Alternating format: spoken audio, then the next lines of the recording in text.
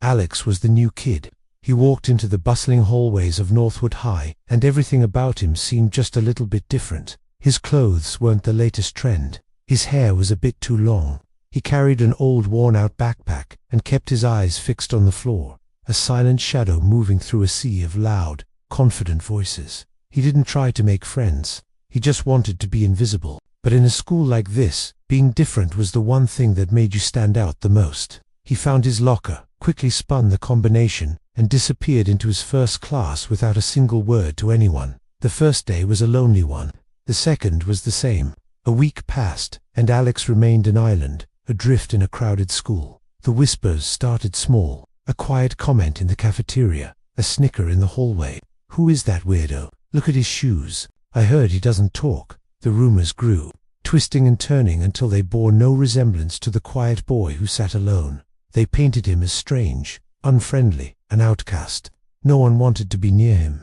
In the lunchroom, the seats around him were always empty, a circle of isolation. When the teacher asked students to pair up for a project, everyone would quickly find a partner, leaving Alex standing alone, his gaze fixed on nothing. He felt the weight of hundreds of eyes on him, but no one ever truly saw him. He was just a story they told themselves, a ghost they created to feel better about their own cliques. He felt terribly lonely, a silent scream trapped inside him that no one could hear. The popular kids were the worst, and their leader was Mark. Mark was everything Alex wasn't: charming, athletic, and always surrounded by friends. To Mark and his group, Alex was an easy target, a joke to pass the time. They would accidentally bump into him in the halls, sending his books scattering across the floor.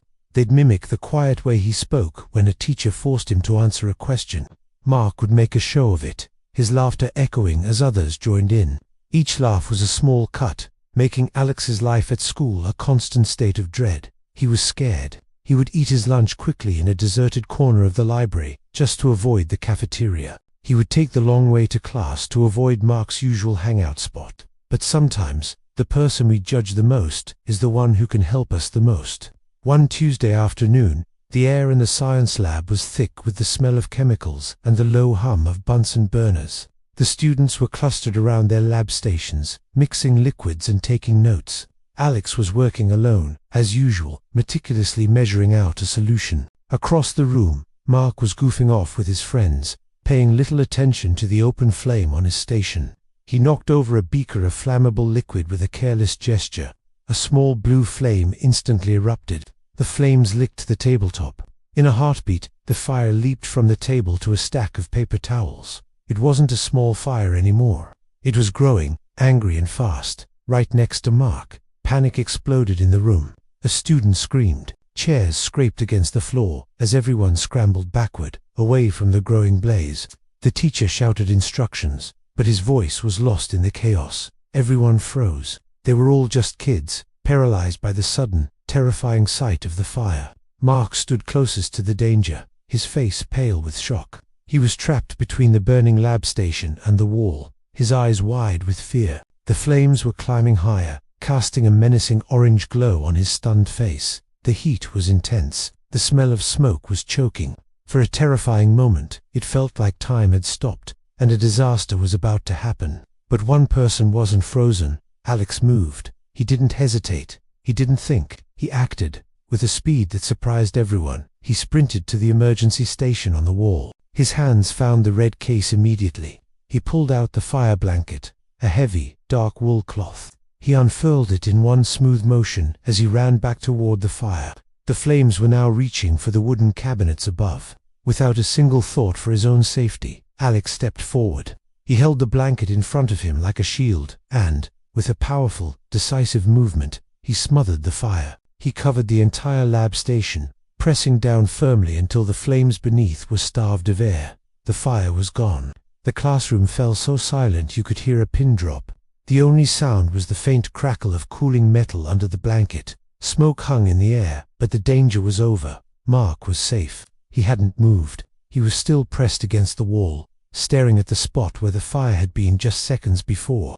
He was in shock, his body trembling. He looked from the blackened blanket to Alex, who was now carefully peeling it back to make sure the fire was completely out. Alex's face was calm, his movements steady and sure. He wasn't the weird, silent kid anymore. He was someone else entirely. Someone who knew exactly what to do when everyone else was falling apart. In that quiet, smoky room, the truth about Alex was finally revealed. The whispers had been wrong. The rumors were just cruel stories. The teacher, now by his side, asked him, "Alex, how did you know what to do?" Alex looked up, his voice soft but clear. He explained that his grandfather was a retired firefighter. He had spent countless summers at his grandfather's house, listening to stories and learning. He had been taught fire safety since he was a little boy. He knew about different types of fires. He knew how to use an extinguisher, and he knew how a fire blanket could suffocate the flames. The skill that had just saved Mark wasn't strange or weird. It was born from love and a desire to help others, lessons passed down from a real-life hero. He had learned to be calm in a crisis, to think clearly when everyone else panicked. In that moment, everything changed. The class looked at Alex, but they saw him for the first time. They didn't see the strange clothes or the quiet demeanor. They saw a hero. They saw his courage. They saw his calm strength. The whispers stopped. The judging looks disappeared. In their place, a wave of respect and gratitude washed over the room. After class, Mark found Alex by his locker. There were no jokes, no smirks. Mark looked him in the eye, his voice filled with genuine remorse. "I'm sorry," he said. "Thank you. You saved me." One by one, other students came up to Alex. They apologized. They thanked him. They asked him about his grandfather. They asked him to sit with them at lunch. The wall of isolation that had surrounded Alex for so long finally crumbled. Alex was no longer the new kid. He wasn't the outcast. He wasn't the ghost in the hallways. He was Alex. He was the boy who loved his grandfather. He was the quiet hero who had saved the day. He still had his worn-out backpack, and his hair was still a bit too long. But now, when he walked down the hall, he didn't look at the floor. He looked up, and he saw smiles. He saw friends. He had found his place, not by changing who he was, but by showing everyone the strength that had been inside him all along. He was proud, and for the first time since he had arrived at Northwood High, he didn't feel lonely at all.